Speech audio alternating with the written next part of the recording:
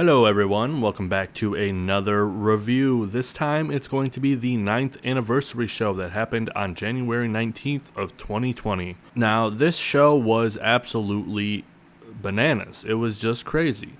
There were so many good things about this show. I have my notes here and they equal out to 2,412 words.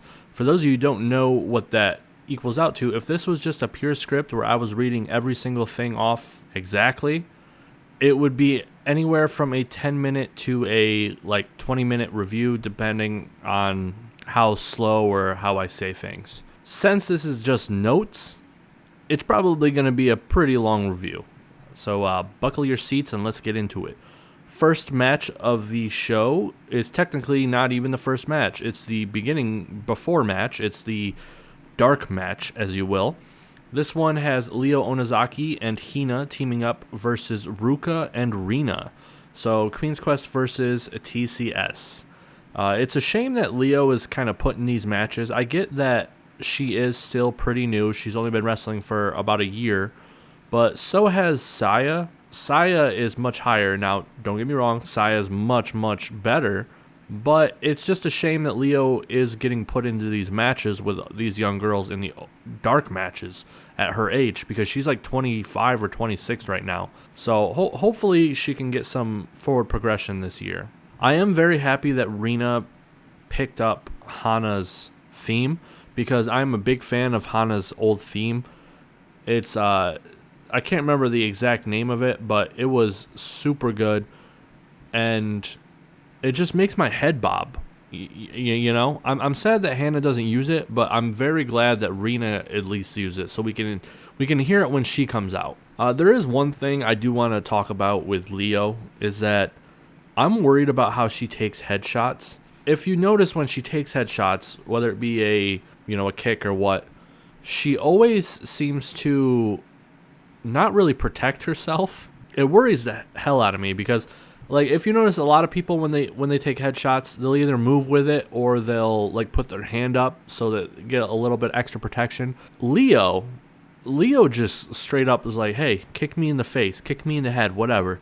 And it does make me worry about her longevity in wrestling if she's that willing to just take headshots like that. It just worries me. Overall, the match was pretty good. All four did really great. There's really not much we could say about this. So the match ended with Rina pinning Hina in 3 minutes and 39 seconds with the wing clutch hold. Let's move on to the show. Now, this is the first match of the show. It is Azumi versus Starlight Kid versus Zoe Sky, a high-speed triple threat match. I was pretty excited about this because Azumi and Starlight Kid are very good together. They're amazing. They have a lot of chemistry. And Zoe, you guys know my opinion on Zoe by now. I'm a big fan. I don't think she's really gotten to show her abilities here. I did find out today when I was rewatching the show with my dad that she has been wrestling for 13 years or something. It was anywhere from 10 to 15. I can't remember the exact time right now. Hopefully she'll get some times to shine here. The one thing I do want to talk about Zoe is she does really well at building up her opponents in her pre-match promos. She's being the heel, I feel like I could beat anyone type, deal. But she's doing it in a way where she's building up her opponent, which is just smart to me, because you build up your opponent, it's a win-win for you. Either you lose, it makes sense. You're like, oh yeah, that opponent was super strong. It makes sense. Or you win, and it makes you look better because, hey, that opponent was really strong. You won. It's just really awesome, and that's what made me like her in the beginning, because she kind of built up Azumi in her first tour as well, and that was at a time when Azumi really wasn't getting anything in terms of recognition. She got a lot of respect from me because of that. Zoe's music is dubbed again, and Zoe does look super weird in bright blue. I don't know what it is, but it just doesn't fit her character, in my opinion. I don't know what she's like outside of Stardom, but in Stardom, she always kind of plays a heel, not like a heel, but kind of a heel.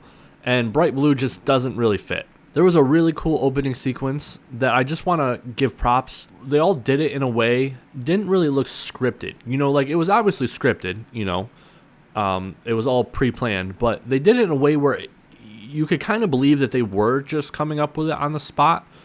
You know, like they were kind of taking a second before rushing in onto the other two opponents and whatnot. It was just really, really cool to see. There was a spot, this wouldn't be an Azumi match if she didn't mess up in some way or form. I feel like I talk her up like she's so amazing, like she's one of the best, but every single review, I basically bring up something that she messed up on. And I feel like people are not going to believe me when I say how good she is, because I'm always talking about how much she messes up. But the mess ups are really nothing. And the fact that she's only 17 and already this good, that just goes to show you that she has a lot of room to improve. But she's already at a level where she could be this level for the rest of her career and still be better than most people. Well, anyway, Azumi tripped during a move where Starlight Kid was kind of up on the turnbuckle and she was going to jump back. And Azumi was supposed to like run under her. But as she was running towards Kid, she tripped and fell. But she recovered in such a good way. She basically like flung herself forward to get into the spot that she was supposed to be in after falling. It was just really cool. You could see that she really saved the spot and made it look good. Azumi did pull out the Arachnorana again on Kid. It does look like this is going to be the new version, or like the version that Azumi's always going to do. Because if you guys remember in the beginning, I think it was like the first 1 or 2 times she did it, when she was doing the moves, she would actually hold on to the ropes the whole time and then drop. But the problem is she would basically be dropping herself on her head each time. So with the way that she does it now with the actual Arachnorana, once she grasps the opponent with her legs and is starting to pull them towards the turnbuckle, she lets go of the ropes, allowing her to fall safely. I like the first one. If she could find a way to do the original version without landing on her head each time, I would much prefer that one, but this one is still really cool. And when she did it with Starlight, like always, those two do everything together really well, and this is no exception. Something I just want to point out, I've noticed this for a long time. I just didn't feel the need to bring it up. Does anybody else realize that Azumi's go-to sell is like holding her mouth? I just find it pretty funny because half the time the move that she got hit with isn't like at her mouth, but she's always laying on the ground kind of like holding her mouth, and I just found that was funny. I don't know if that's just like instinct, like that's just what she does without thinking or what. It's like not a bad thing or anything like that. Like I'm not bringing it up to say that, oh, Azumi sucks at this. No, I'm just bringing it up because I found it to be a funny little detail that I noticed. I do want to mention that this is one of the best triple threats I have ever seen in Stardom for like a very, very long time. They're actually implementing a lot of 3-person spots in this match, whereas most triple threats in Stardom have a one-on-one type feel to it. For the most of it, it's just 2 of the 3 wrestlers in the ring while the third one's on the outside, and then the third one will come in and throw one of them out, and then it'll just be one-on-one again for the rest of the match. But for a good first half of this match, it was all 3 of them in the ring, interacting with each other, and it was just really cool. There was a moment towards the end of the match where Azumi kicked Starlight Kid, and Starlight Kid's sell is just amazing on this kick. As you guys know, I love Starlight Kid's selling and bumping. She has a very unique style where she kind of ragdolls herself, and it just makes everything look so much cooler. And she does exactly that in this moment. She basically ragdolls herself from a kick, and it looks phenomenal. Now there is something I want to bring up. Azumi has been for a while making her double foot stomps from the top rope farther and farther out. She pretty much always attempts it while the opponent is in the middle of the ring. I don't know if this is some kind of personal goal for her that she wants to be able to do that. I don't even know any other outcome or option on why they would do this, because 9 times out of the 10 she's landing on her opponent. Sometimes she does it right and she's like, hey, she did it cool. But a lot of the times she's landing on her opponent or something. And it makes me curious on why she keeps attempting it, because she almost never gets it right, and her opponents always take the brunt of it. You would think someone by now would have said, like, hey, stop that. Like, I don't know. If anybody's got some insight on that, please let me know, because I would really, really love to hear some opinions on why she keeps attempting that. Maybe it's supposed to be like another super finisher or whatever, and the reason why I bring that up is because in this match, Azumi lands straight on Starlight Kid while doing that move, and it looked like it hurt a lot. Like, she landed right on Starlight Kid's hip. If this hadn't happened a long time ago, and we know no one got injured during that show, I would have been seriously worried that Starlight Kid might have, gotten hurt. Maybe not injured, but hurt from that. The match ends with a really cool sequence that just proves that Azumi is god tier. Azumi's move, the La Mystica, which I always refer to as the Tilt-A-Whirl armbar takedown, she does that on Zoe, right? And then instead of going into an armbar, she actually transitions that into her Azumi Sushi pin maneuver. It was so cool. I was not expecting it, but it just makes perfect sense when you look at it, because it just kind of flows into each other, and it's really, really cool. So the match ended with Azumi pinning Zoe in 6 minutes and 3 seconds with the Azumi Sushi. And I gotta be honest, I wasn't really expecting Azumi to win this one. I thought for sure they were going to have Starlight Kid win, since it's the 9th anniversary and they seem to back her more than Azumi. But I am very glad to see that they gave the win here to Azumi, and that she's finally, she's kind of getting the recognition I feel like she deserves. So, moving on to the second match of the show, technically the third, but the second match of the show that's being broadcast or whatever. It's Saya Iida, Saya Kamitani, and Itsuki Hoshino versus Natsuko Tora, Natsu Sumire, and Saki Kashima. Now, something important to notice here is that the Stardom website and I believe the announcer, Yurige, referred to these three, Saya, and Itsuki, as young stars, which is interesting because 2 of the 3 members are not in stars, unless we're supposed to assume that now they're in stars. I don't really understand. Anyway, it's apparently Saya's anniversary. I guess she debuted a year ago, and Itsuki's nervousness is just too precious. Seriously, please protect that girl at all costs.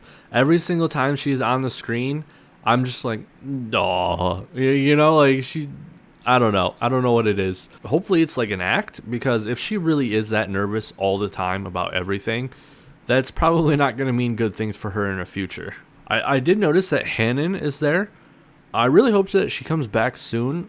It would be nice to see her back, and maybe it would give Leo, a chance to not be with the kids all the time, So for the name announcements, Kamitani went a little extra.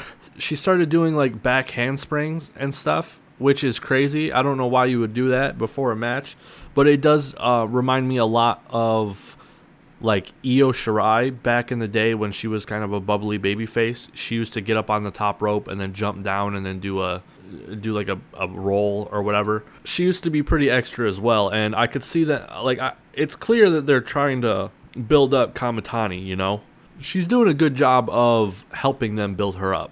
Now, while I was watching this match, and as all of you know, I really like Saki. It would take a lot to make me not like Saki.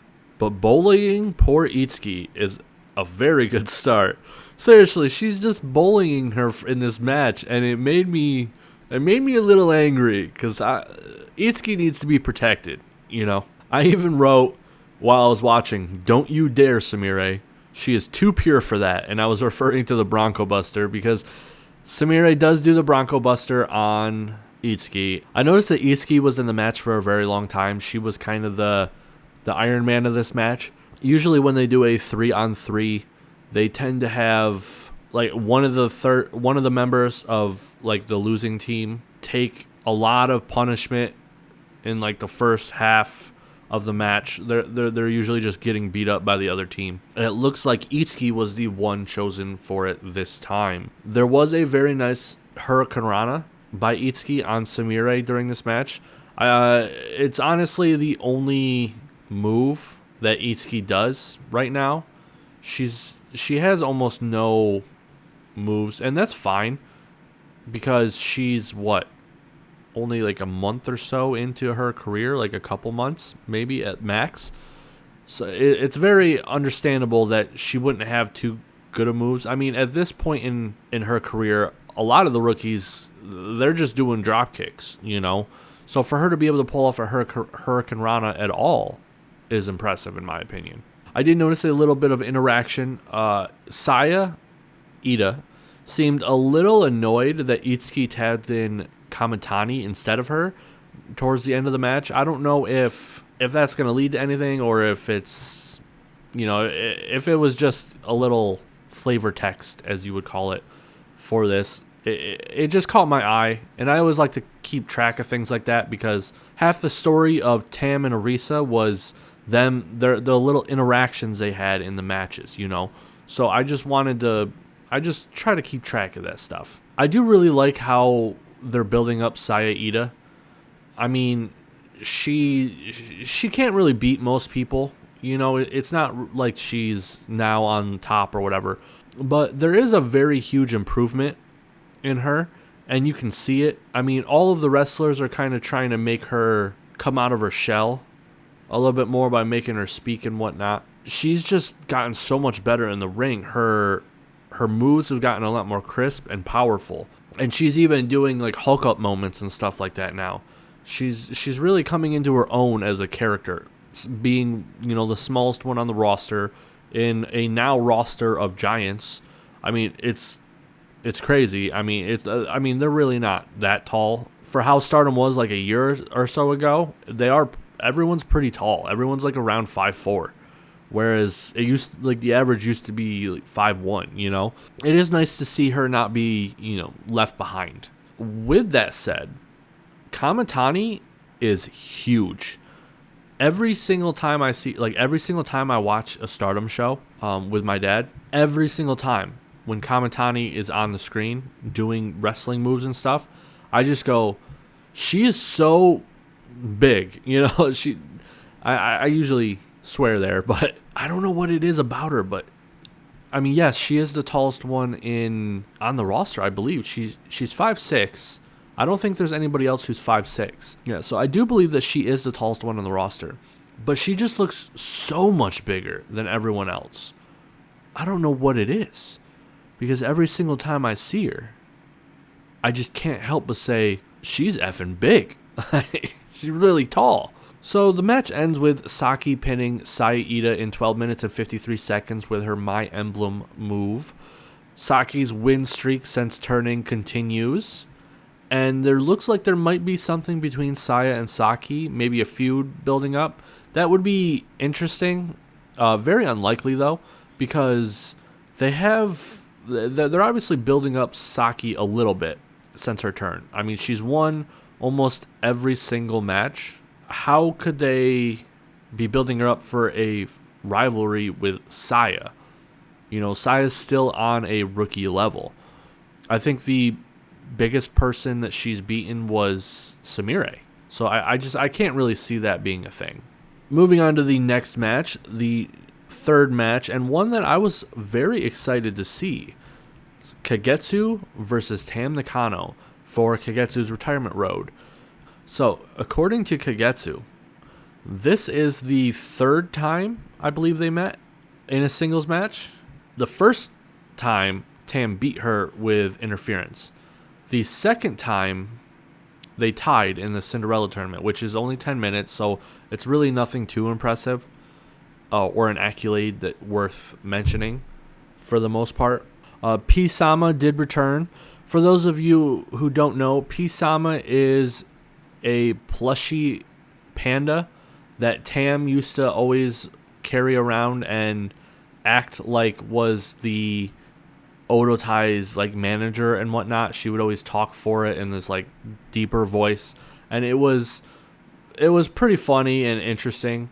And P-Sama has been gone for quite a while. She kind of disappeared after Tam left Oedo Tai, so it is nice to see P-Sama back in Stardom. Now, there is a lot of history here for this match. Going into this match, it's probably one of the most history-filled singles matches that could probably happen. I mean, Tam comes in to Stardom, doing her babyface thing for a little while.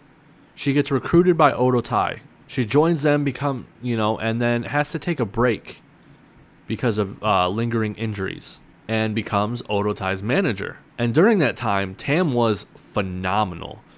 For those of you who missed out, this was legit one of the best character work Tam has ever done. She was a completely different person. She was funny. She was, cute while still being dark, I guess. It was just something else, Tam had to leave Oedo Tai because of Queen's Quest. So what happened was, Kagetsu is known for making these stipulations and or crazy ideas to kind of make things more interesting. And the way she did that here was she challenged Queen's Quest to a faction battle. The last person to get pinned, because it was an elimination match, the last person to get pinned would have to leave their faction. And at the time, when they drew the order and whatnot, Tam drew last, and so did Momo. So Momo beat Tam at the end of that match, and Tam had to leave Oedo Tai. And Kagetsu told her she had to go her own way. Well, Tam ended up getting picked up by Mayu, joining Stars, whatnot. She's actually a founding member of Stars. And ever since then, Tam has been on a steady rise up into the person that she is now, the god tier wrestler that she is. So going into this, there's a lot of history with Kagetsu. The Tam now is a completely different Tam than the Tam that was in Oedo Tai with Kagetsu. And it's clear that Tam cares about what Kagetsu thinks of her. Tam does have a new entrance theme along with a new outfit, or gear, I guess you should say. I'm not sure if I like Tam's new entrance theme.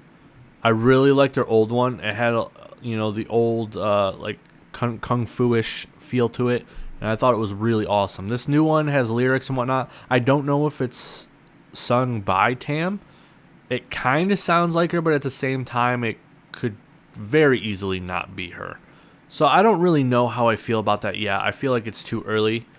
Whereas her outfit, I can already tell you that I really like. It looks really awesome.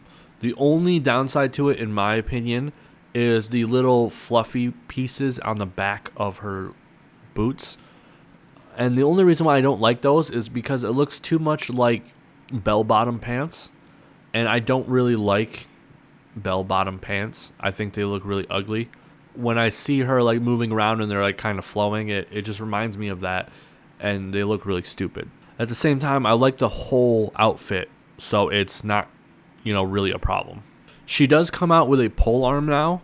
For those of you who don't know what a pole arm is, it's like a long pole, usually with some kind of blade and or axe type thing at the end. Hers has a blade. It looks really cool. She's just really cool. Tam is always going to be awesome to me, no matter what she does, so yeah. There was a really cool spot here where Kagetsu was on the outside of the ring, and Tam was kind of like, hey, come back in. Kagetsu was kind of stalling because, you get attacked when you do that. So Kagetsu starts getting in the ring, and Tam goes to attack her, and Kagetsu sprays water right in her face as a counter. I just thought that was really cool, and it was a little unexpected because most of the time Kagetsu uses it to gain an advantage in a match. I don't think she's ever really used it to stop an opponent from cheating or something like that. Tam does a dragon sleeper hold on Kagetsu in the corner that was just absolutely brutal. Sometimes Tam just goes really crazy with that hold and she pulls you really far back. It's always a very good visual, and I'm a big fan of it, and I hope that she keeps doing it for the rest of her career because it's always a really cool spot to me. There was something interesting here going on in that, for those of you who don't know too much about Kagetsu's wrestling style, she tends to have moments where she kind of no-sells like a big move, and then she kind of beast modes and she gets the advantage. It's completely believable with her. And that's coming from someone who doesn't really like no selling most of the time. So you know that it's at least decent, you know what I mean? So Kagetsu starts no selling Tam's like back suplex and going into this beast mode that I mentioned earlier super early, which is interesting because does this mean that she sees Tam as that much of a threat that she needs to start like going into her reserves that early?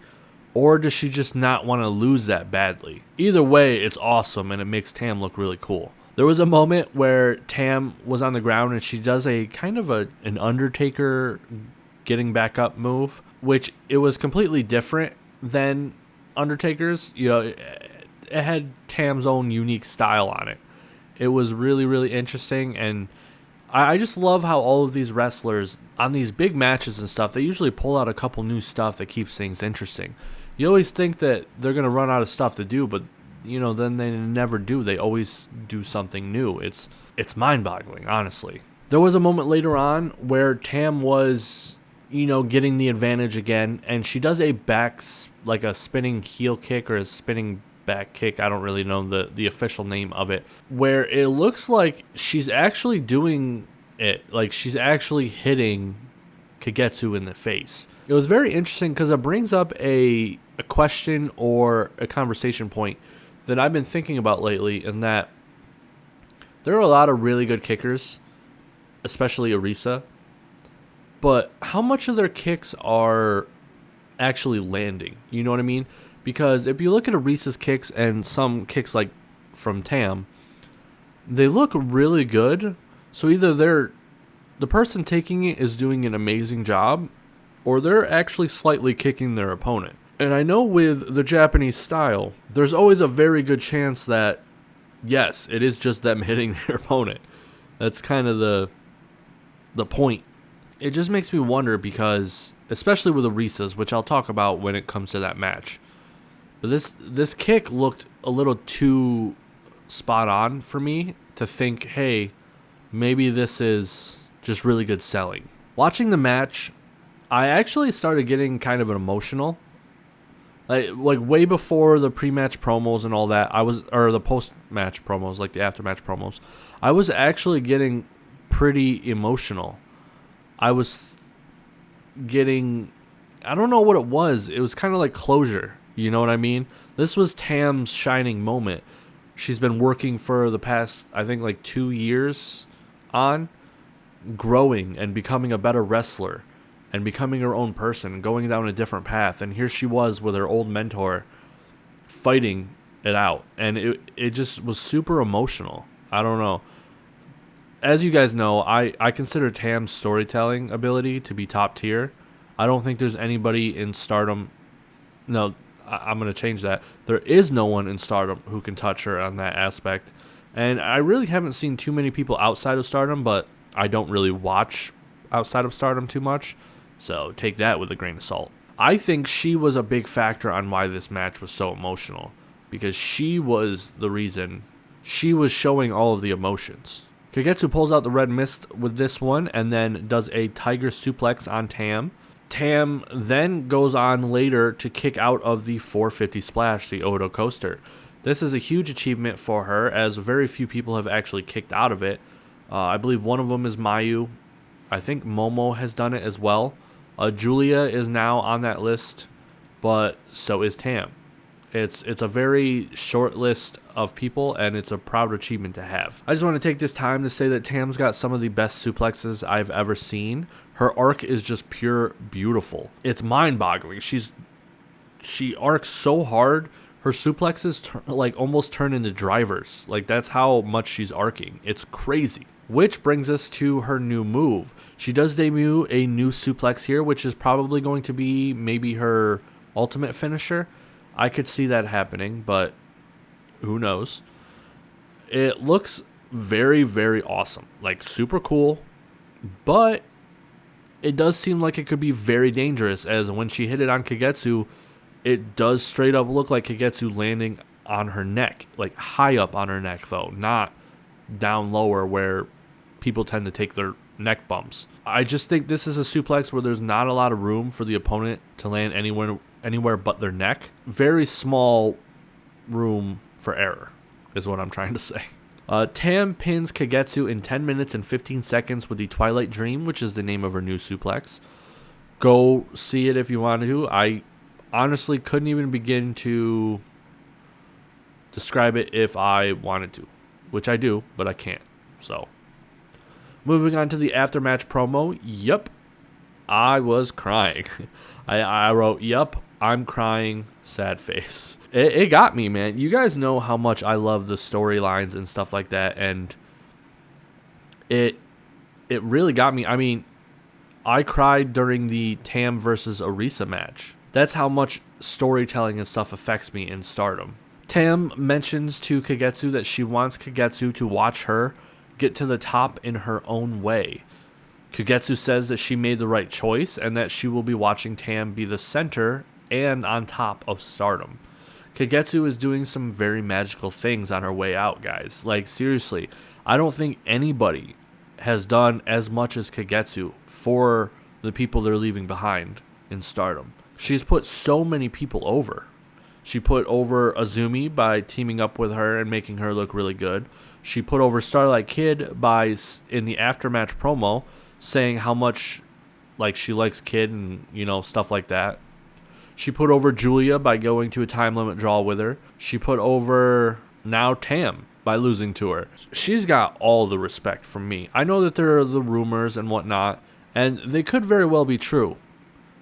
But at the same time, she is doing so much for her fellow wrestlers. One thing I do want to point out is that it's really touching how close Arisa and Tam seem to be, because Arisa was crying pretty hard during that whole thing too. There are pictures online of someone took of Arisa during the hug that Kagetsu and Tam did, and Arisa was bawling, and then you could see that she was still crying as she was helping Tam out of the ring and to the back.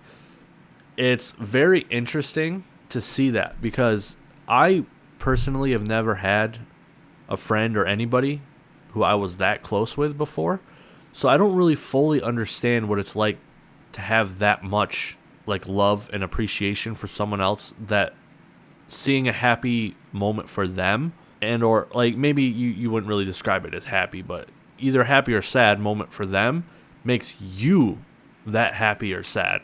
It's just really sweet to see, you know? Hey guys, if the audio sounds different or anything like that, it's because I had to record this in 2 parts.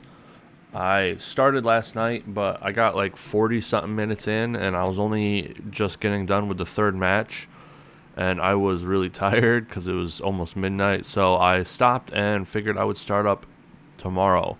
So if there is any difference in quality, it's probably just because I might be in a slightly different spot than I was before, or, you know, things going on.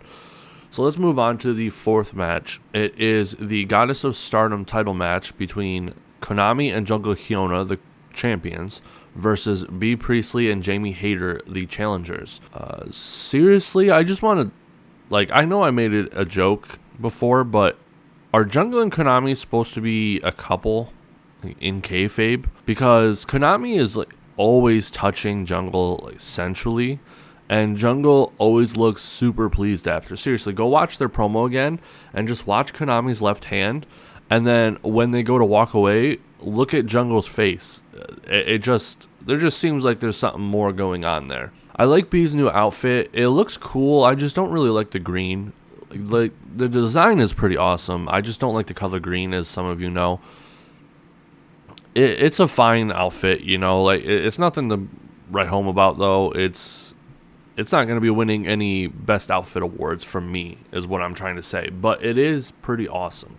I do got to say, going into this match, I already knew that B betrayed Queen's Quest and Momo and whatnot at the end of the show.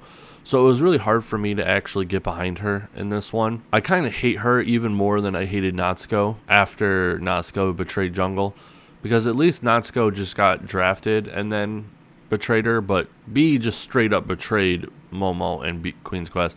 So I have some harboring feelings about that. And so while I was watching this match, I was kind of really rooting against her because of that. Jungle took a lot of the damage in this one. She was the person who took most of the punishment and or attacks in the first half of the match. They targeted her arm quite a bit. Her arm has been a target for her enemies or her opponents ever since the dislocation of her shoulder. That's just something that happens in Stardom. When someone has like a real life injury, once they come back with it, everyone is targeting it. If you notice, everyone targets Momo's leg because she like tore her ACL or something like that.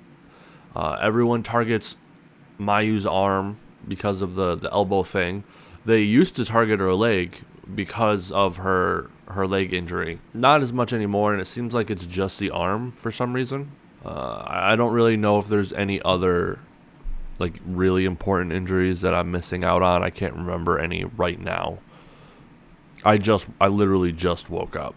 I woke up, went and brushed my teeth, and then walked in here, sat down, set everything up, and started recording. So Konami looks like she is, I don't know if she's just super motivated or what, but her kicks in this match were very stiff. She was kicking the crap out of B and Jamie. And I don't know if that's just because she was upset she was going to be losing the titles, or if this was like a Carrick Hall show, they were sold out and she wanted to show her stuff and show off, you know what I mean? Because Konami really switches back and forth between stiff kicks and non-stiff kicks. She's not exactly known for her stiff kicks, but she's also known for having some pretty stiff kicks sometimes. Jamie's chops, I believe against Jungle, were incredibly loud. Like, even with how everything is set up, you could really, really hear them. And it was intense. I mean, no one in Stardom really does chops like crazy hard, you know, or stiff. I think the closest we have right now is probably Saya.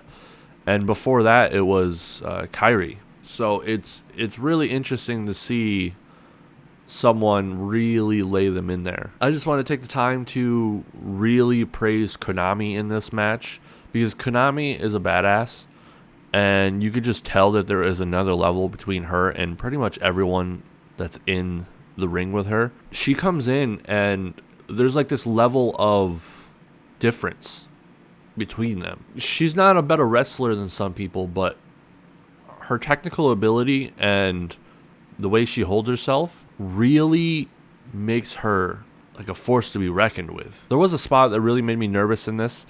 Jungle and Konami do their team attack where Jungle holds up the opponent in a powerbomb fashion, and then Konami missile drop kicks them, and with the force from the missile drop kick, Jungle turns and transitions that into a powerbomb.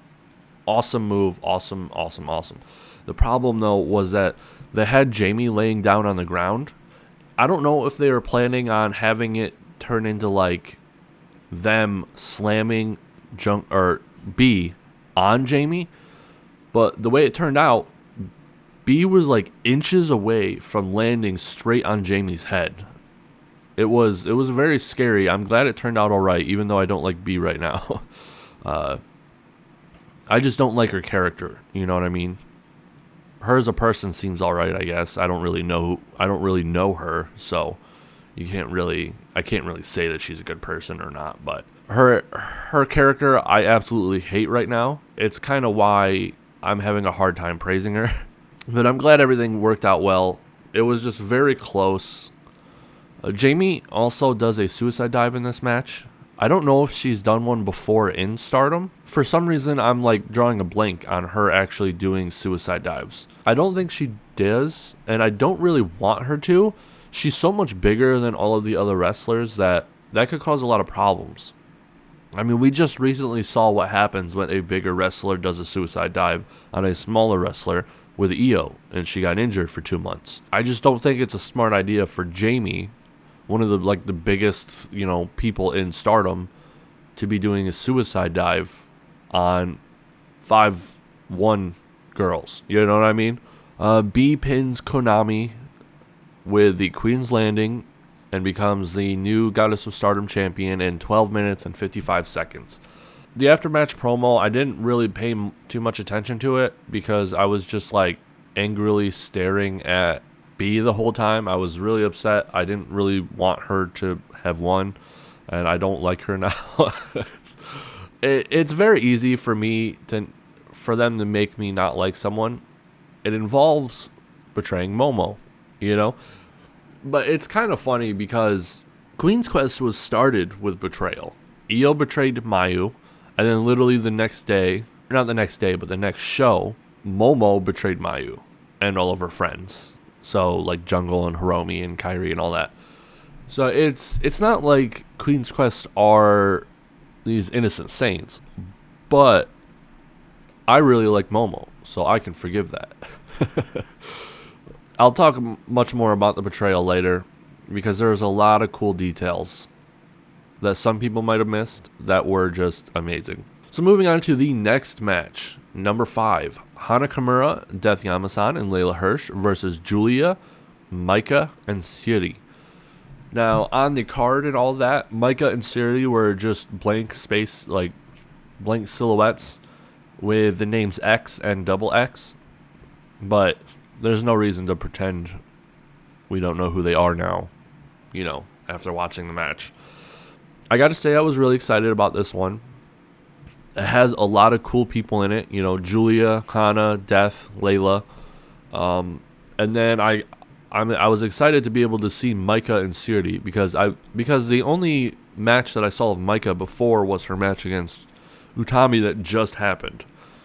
So, and neither one of them, I believe, were good enough to really carry a match like that. So the match really wasn't that great. It was just all right. So I felt like her being in a match with people who could really help her out, like Death or Hana or Julia, could really show me what she's got. And then Syuri, the friggin' legend, the beast herself, doing research on her for my Donna del Mundo video, I kind of started hyping myself up for her quite a bit because I even watched a match that she had against Kana, or as you might know her, Asuka from the WWE now. It looks like she's going to be a technical striker, and as you guys all know, I really like strikers. Let's move on. I'm really happy that Layla came to Stardom. I hope she becomes a regular. I don't know if she's like a freelancer or whatnot, but it would be really cool if Bushiroad plans on bringing in foreigners to come and stay, if Layla was one of them, because I really like her. She's super talented. I think she's great. Julia in the pre-match promo looks like she's overflowing with excitement to announce her new team. It is pretty interesting. I have a theory that Julia speaks Japanese weird. For any of my fans that are native Japanese speakers, not people who just learned Japanese, I'm sure you could probably give me an opinion as well, but I want someone who's a native Japanese speaker, because I want them to tell me, because they're the ones that pick up on the nuances and the small differences of speech patterns and or the way people say things. So I want you guys from Japan to tell me, please. Does Julia speak Japanese weird? Not like as a foreigner, but what I mean is I just get this feeling that the way she says things are strange. Because it always seems like the crowd takes a second to fully understand what she's saying. And the way she says things, even as a foreigner, sounds different than the way other people say things. Is she just over-exaggerating her words, or is she saying things in a way that would be weird? For example, in America, we have many different accents and things like that. Someone from New York sounds different than someone from Texas and whatnot. For example, you've probably seen me tweet it and whatnot. There's this, there's this word called y'all.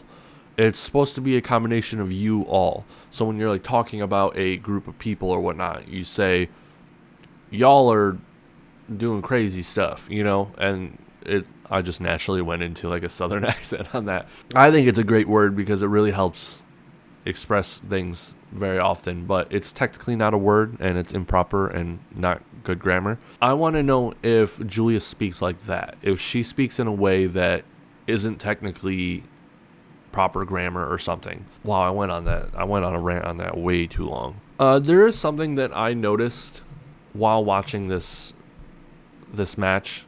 I guess I always kind of knew, but I didn't really focus on it too much, was that when these people are doing their pre-match promos, they don't know the outcome of the show, because for those of you who don't know, the pre-match promos are done before the show starts. So anytime you see a pre-match promo, it's them talking and stuff before the show. That's why some of them aren't ready yet. That's why some of them are saying like, oh, they got to get out there. You know what I mean? It's because and sometimes you can actually hear other wrestlers like entrance music while listening to them.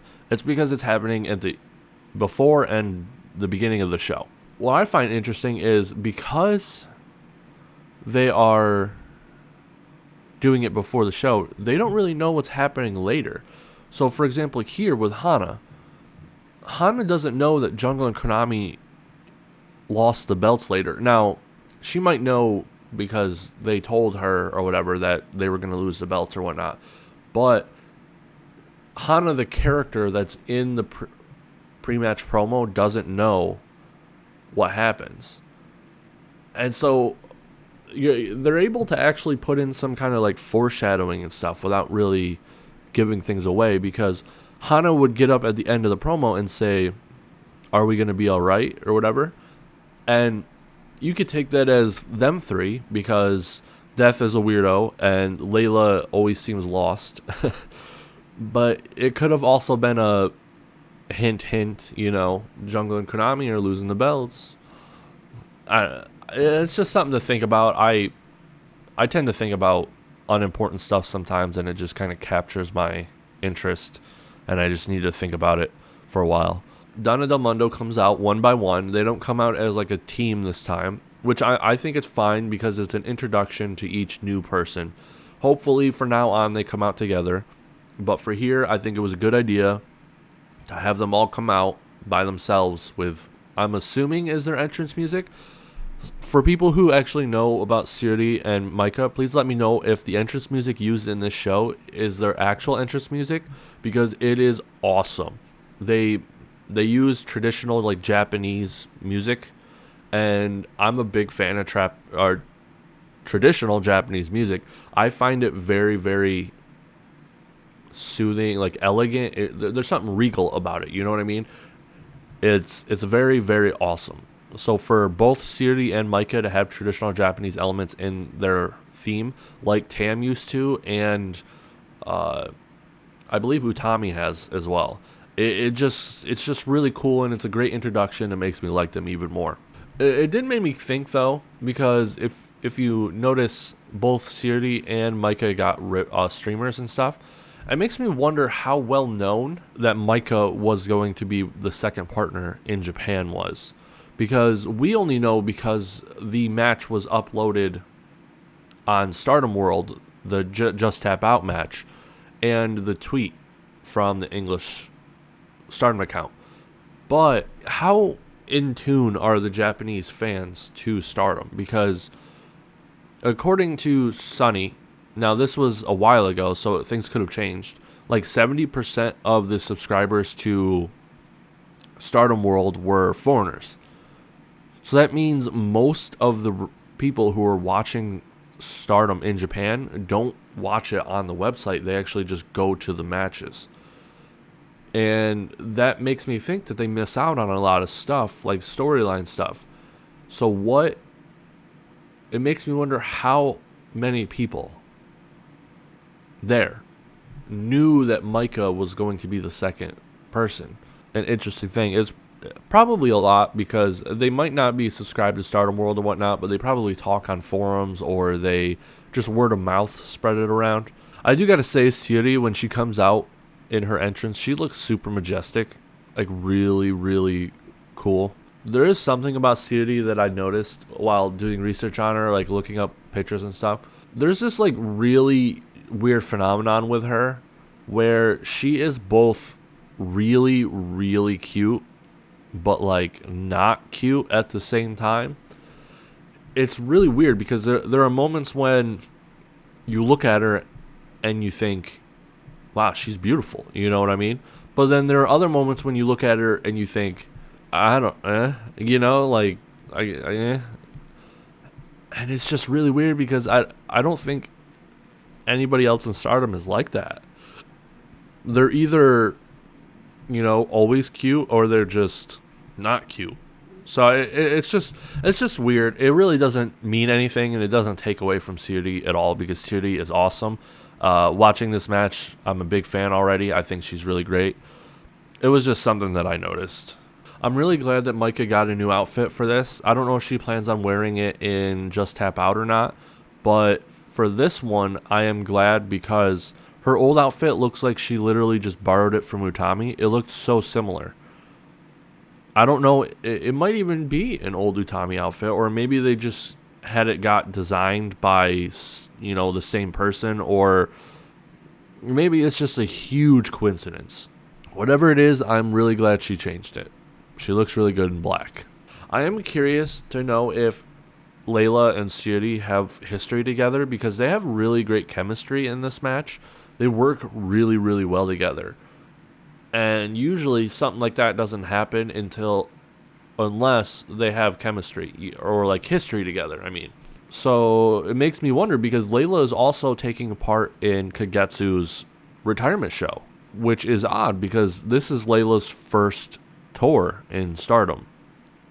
I don't know if this is her first tour in Japan, but it is her first tour in Stardom.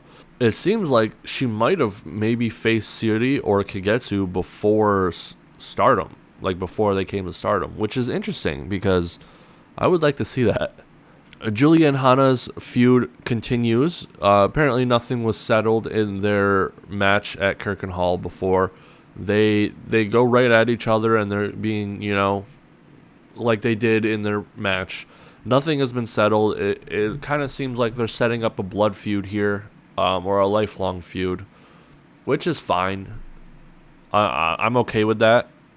I think it's a good idea. But I just wish that there was some kind of reason why they would hate each other more than just Hana doesn't want other half Japanese people wrestling in Stardom, and Julia is, so she'll do that anyway. I don't know. I feel like they could have done a better job of building up the feud on Stardom World and not just on Twitter and at press conferences, the two places that aren't translated for us. So, I mean, I am enjoying it. I just wish they would have actually put some effort into it. Julia took the chairs pretty well. Like I mentioned in one of my other reviews, I always watch to see how someone takes the chairs when they're getting thrown into them. I think she did a very good job of it. She did it in a way that created a lot of chaos, but it was pretty safe. And then the chair shot from Hana shortly after looked really good. This does bring me to something that I want to talk about with Julia, is that, as you guys know, I'm a big fan of Julia, right? But then it seems like every review I'm criticizing her on something. Well, it's just because I like her doesn't mean that she's perfect. Something that I have noticed is that I always say that she's, she looks lost sometimes. She doesn't, like, she's focusing on the individual parts of the match instead of the whole thing as one. And I've been just trying to come up with reasons why Julia might be like this. And I came up with a new one while watching this again for the second time. And the new theory is that maybe she's just not very good at shot calling. You know what I mean? Like maybe she can't hear someone say something and then just like do it right away without hesitation. It makes me wonder because that would explain a lot of things. Her kind of like being lost sometimes. Her reaction times are a little off sometimes. Like her flow in the match looks weird, and that could be from not being able to react fast enough and naturally enough to when a shot is called. What do you guys think? Let me know. Micah did pretty okay in this match. She's nothing too crazy, but she's actually really good for her skill level, like how much she has wrestled. Her judo skills are nothing to scoff at. They are just as brutal as Utami's. I think Utami might be a little bit more brutal because she puts a lot more force behind them, but Maika's is very impressive.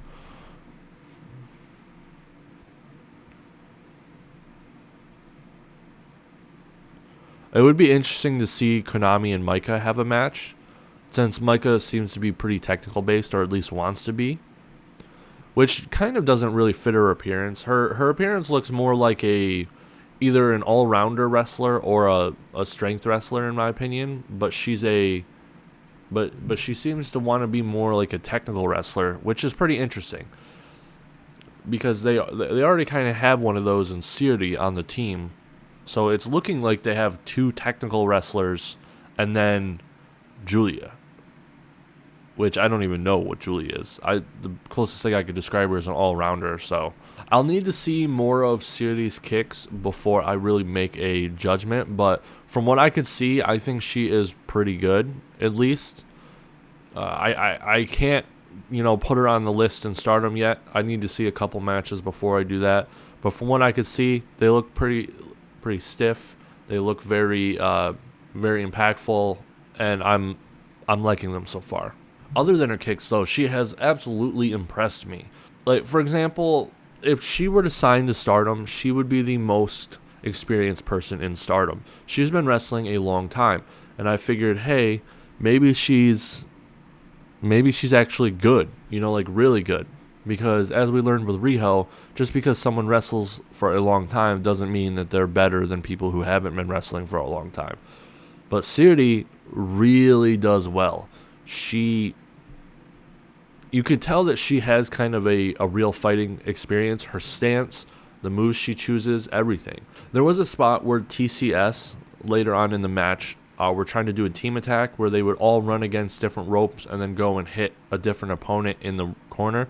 Well, the first time they did it, I don't know if Layla got confused or one of the other people got confused, because based on the rope that Layla bounced off of, there was only two people she could have went towards naturally, and Death and Hana both already went towards those. So when Layla ran to go hit someone and they were already taken, she had to completely turn around and run to hit the other person. It looked really goofy. I don't know if Layla got confused or if one of the other two got confused, but after that, everything worked out. It was just that one time that they kind of messed up. I do want to point out that Julia's Glorious Driver at the end looked really crazy. I don't know how they did this one. Usually with pile drivers and stuff, you could see they had their hands down, or they scooped them, or their head didn't even come close to touching the ground. This one, I'm not really sure how they pulled this one off. I was watching it, and it just looked like Julia just straight up spiked Layla into the mat, but no one really seemed concerned. Layla didn't really act too hurt from it, other than just natural, selling. I don't know how they did it. One of Layla's arms was on the ground, but I feel like one arm isn't enough to really protect yourself, and it really did look like Layla's head got drove into the mat. Maybe I'll have to go back and watch that in slow-mo or something, you know what I mean? So Julia pins Layla in 14 minutes and 8 seconds with the Glorious Driver. They labeled it as a tombstone pile driver for some reason. I mean, it has a name, and it's not exactly a typical tombstone pile driver, you know what I mean? So it's just really weird that they would just label it as that. So moving on to the aftermatch promo, Julie is pretty much a manga villain at this point.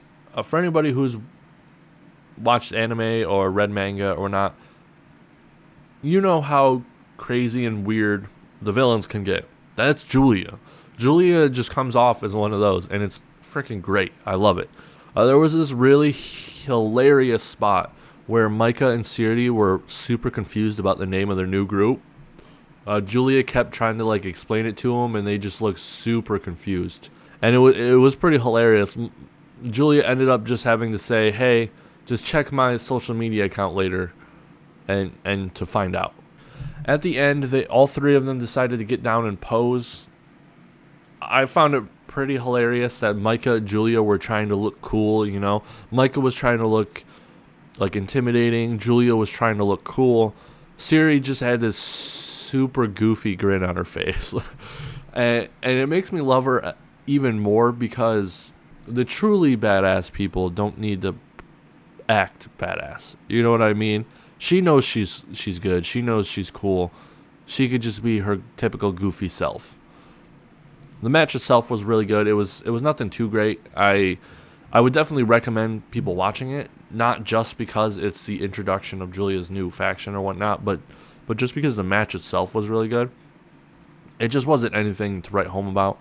And the next two matches completely overshadow the entire show for different reasons, but we'll get into that. Moving on to the sixth match, the Wonder of Stardom Championship title match between Arisa Hoshiki, who was the champion, versus Utami Hayashishita. Before going into this match, I knew that Utami got busted open. I saw the pictures and whatnot, and I was very curious to see how it happened.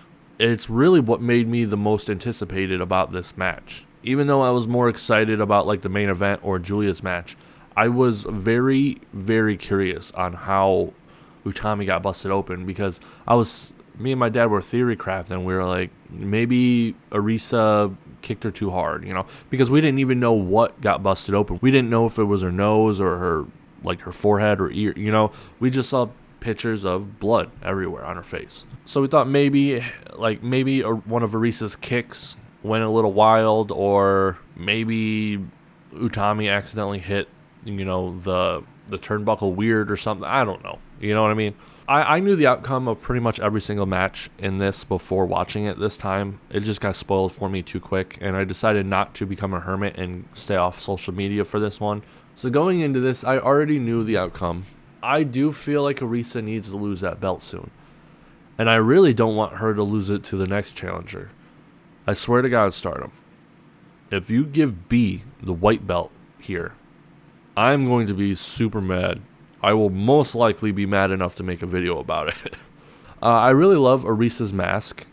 It's so different than the other wrestlers that it really stands out and it's unique. You know what I mean? Every other wrestler has the same type of mask. It's the tiger mask. Arisa has this, I don't know how else to describe it, like Victorian mask, maybe?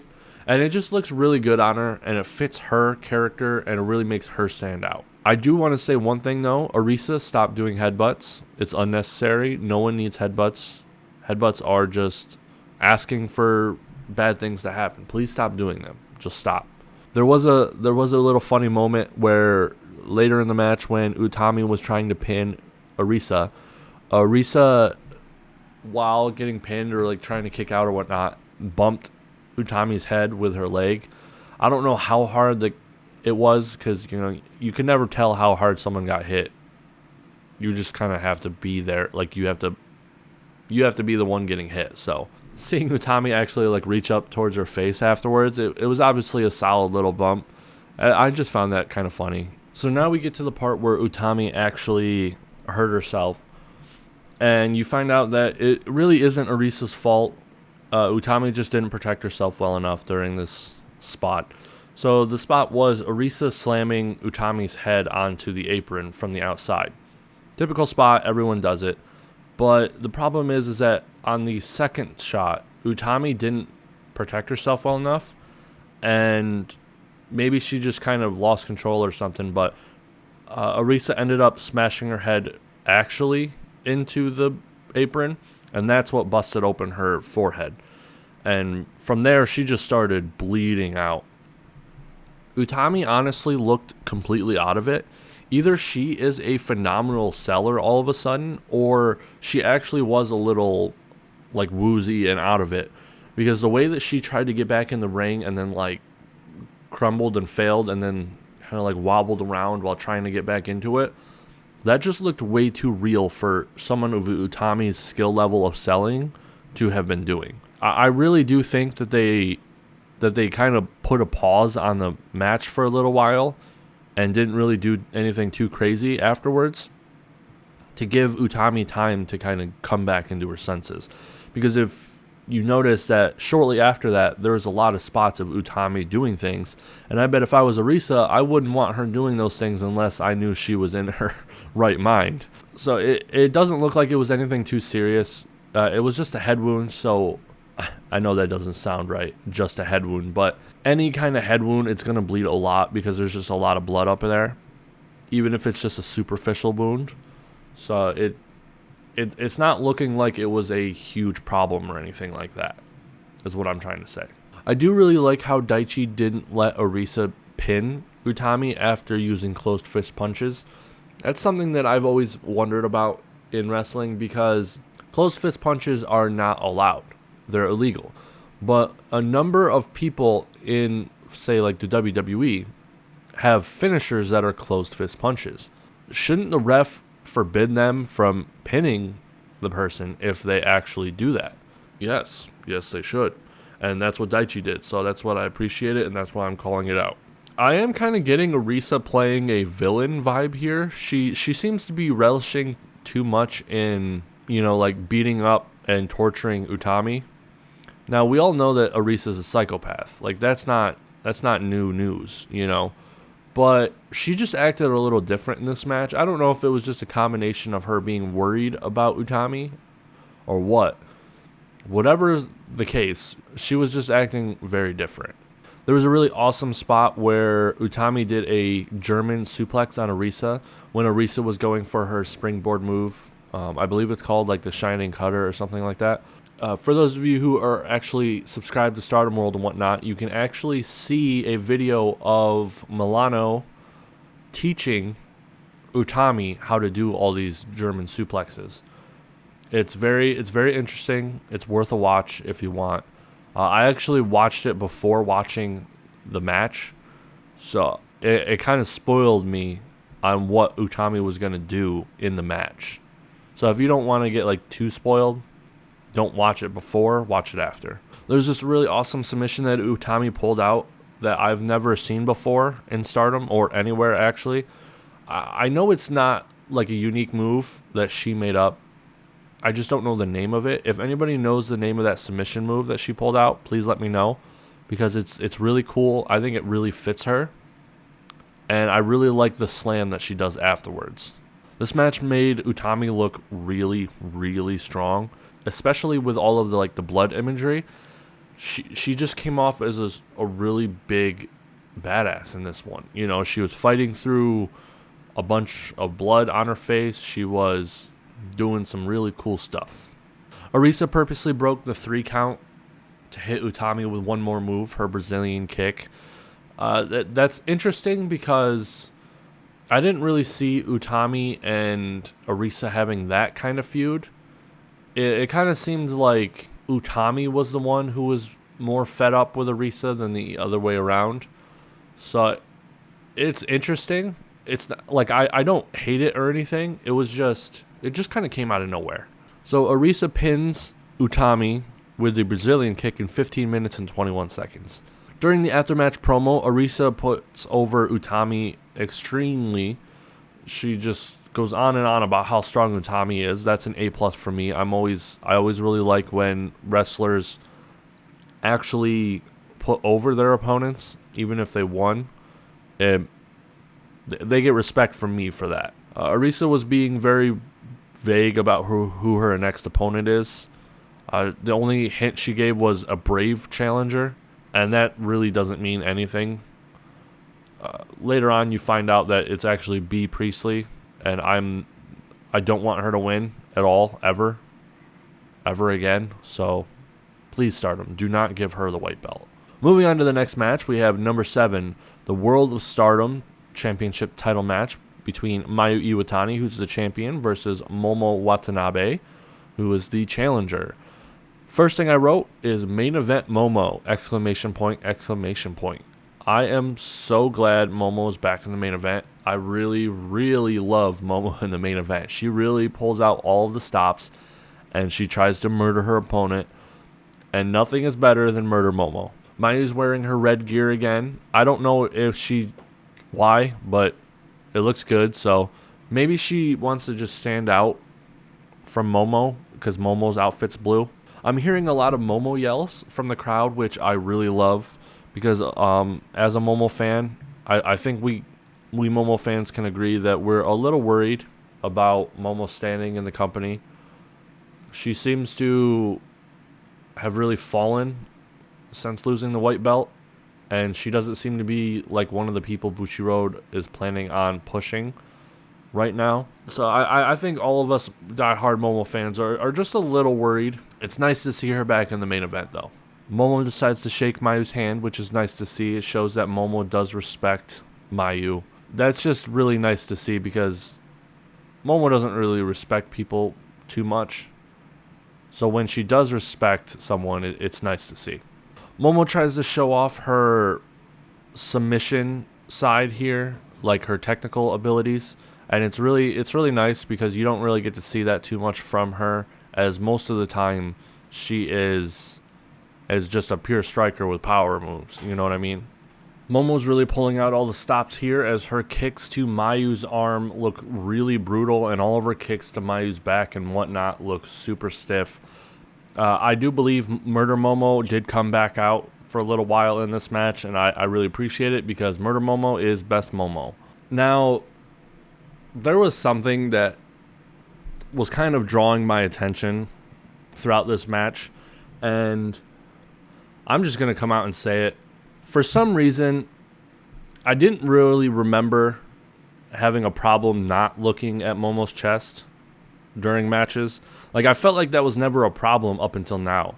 And I really couldn't figure out why my eyes were having trouble. Like, they just kept getting drawn towards her chest. And I didn't know why. I was like, this was never a problem before.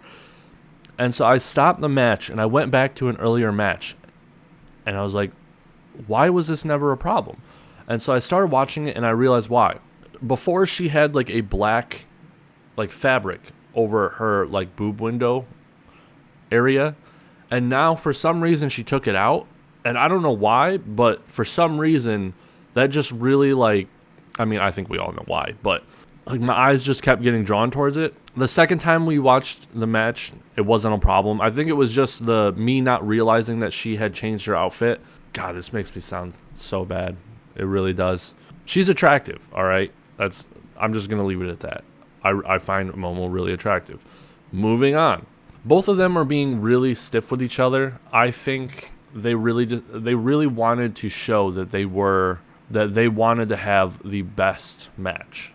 You know what I mean? It's very clear that they wanted to make sure that when people thought about this show, the 9th anniversary show, that they thought about their match first. And I think they did a really good job. There was this really cool reversal by Momo where Mayu was doing a diving or a springboard move or something like that, and Momo reversed it into a really cool arm submission.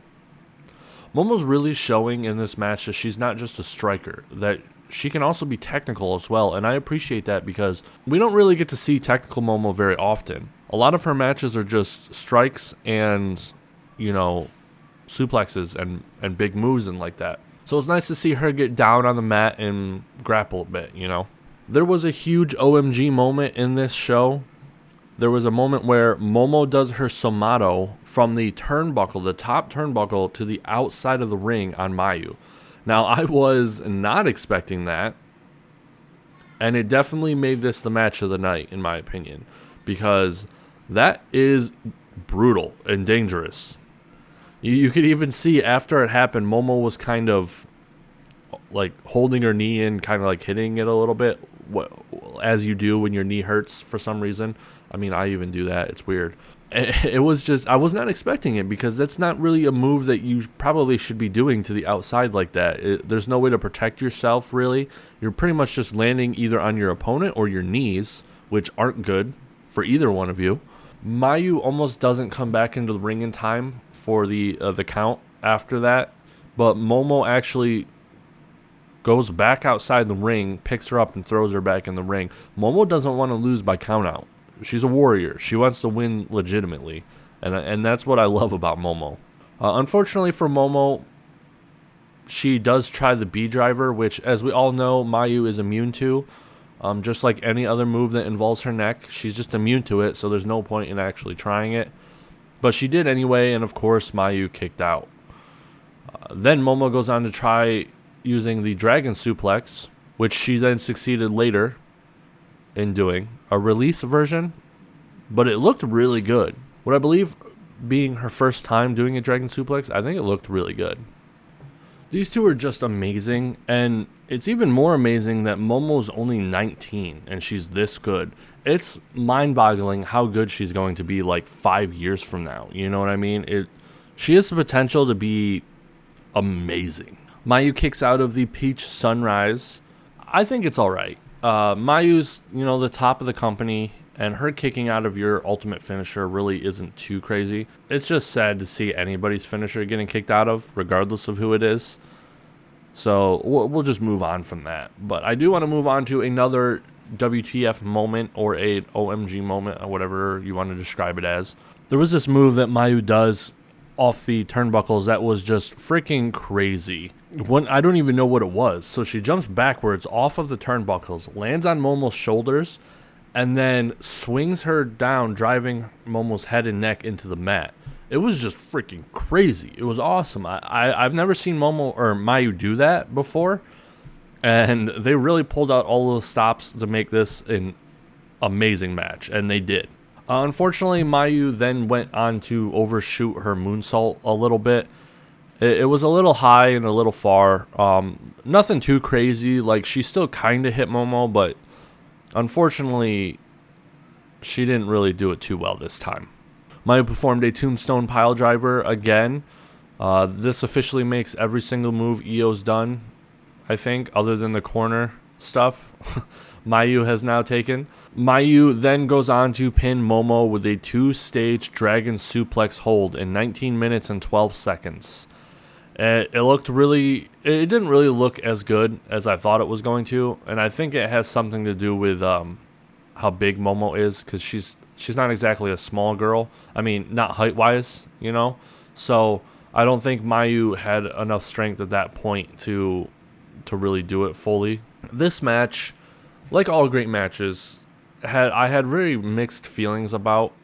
On one hand, I would really love to see Momo carry that red belt, but at the same time, Mayu deserves her time to shine more than pretty much anybody. So it was just one of those matches where either outcome I would have been okay with, but either outcome I also would have been a little upset with. Momo does show a little respect with like a semi handshake, hand slap there at the end. Which is improvement, because as we all know, Momo is a huge baby when she loses, and she tends to act very childish.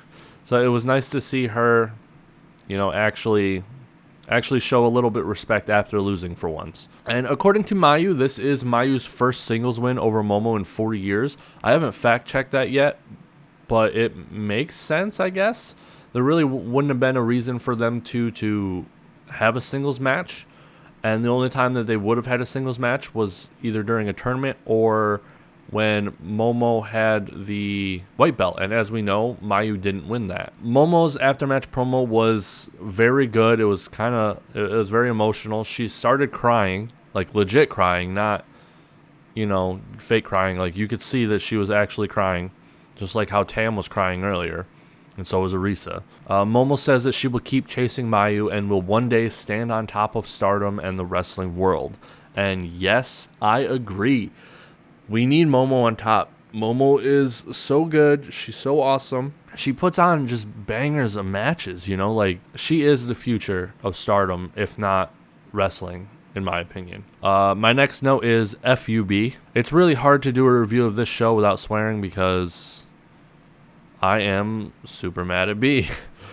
So B comes in, hugs Momo, and then hits her with a knee, and betrays them, joins Oedo Tai. Now, this has been a very rough day for Queen's Quest. Every single member of Queen's Quest lost. Technically, B was still a member of Queen's Quest when she won the tag titles, but she later defected, so I'm not really counting that too much. Then you have Utami getting busted open and losing. Then you had Momo losing as well, and then they got betrayed by B. I really hope that they do not give B the white belt.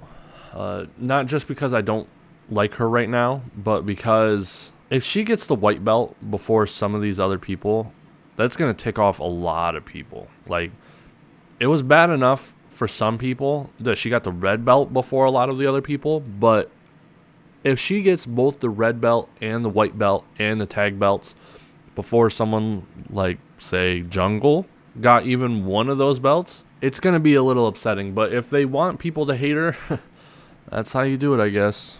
Something I want to point out that was a really nice touch. I don't even know if it was intentional or if this is really the meaning behind it, but there was a moment after the betrayal and everything when everyone was leaving the ring where the camera kind of zoomed in on Mayu, and the look on her face was just absolute hatred.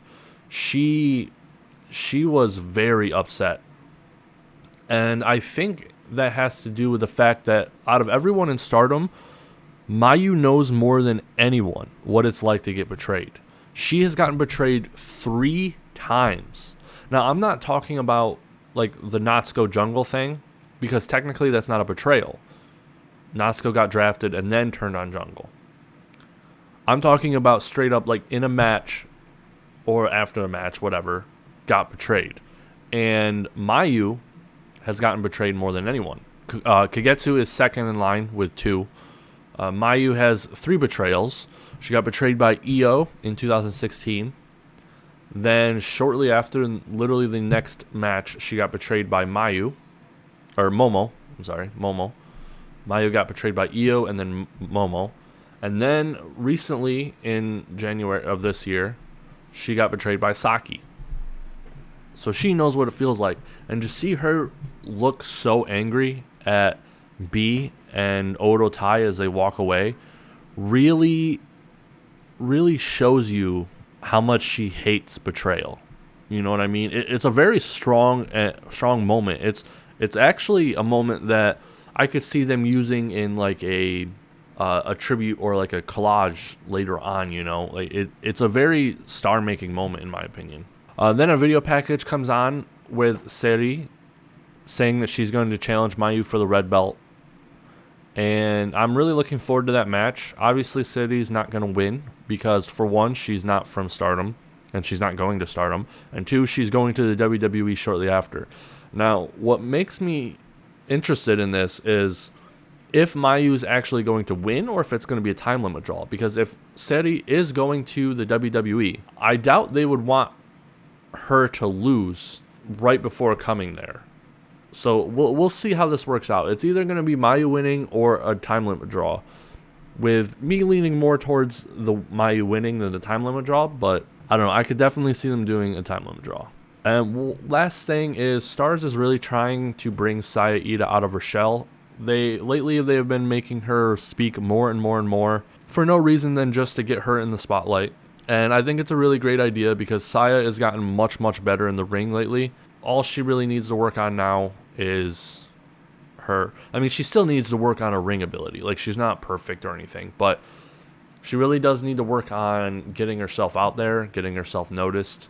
And I think that's what all the Stars members are trying to help with, because they're always making her speak in pre-match promos. They're asking her opinion and after show promos for some reason. And Starlight Kid has been posting pictures and Instagram stories of Saya on her own Instagram, on Starlight Kid's Instagram, all the time now. So overall, this show was really, really great. Every match is definitely worth watching.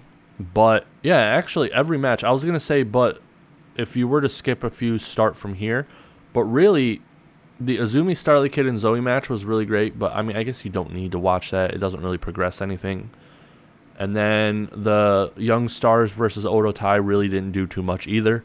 So if you don't have a lot of time and you really want to watch this show, I would suggest starting from the Kagetsu Tam match, which is the 3rd match.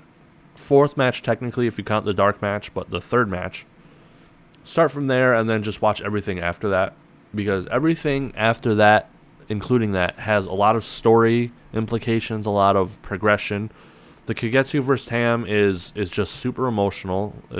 You're going to want to watch that, and it's pushing up Tam. Then the Goddess of Stardom titles, obviously with the titles changing and all of that, that's progression.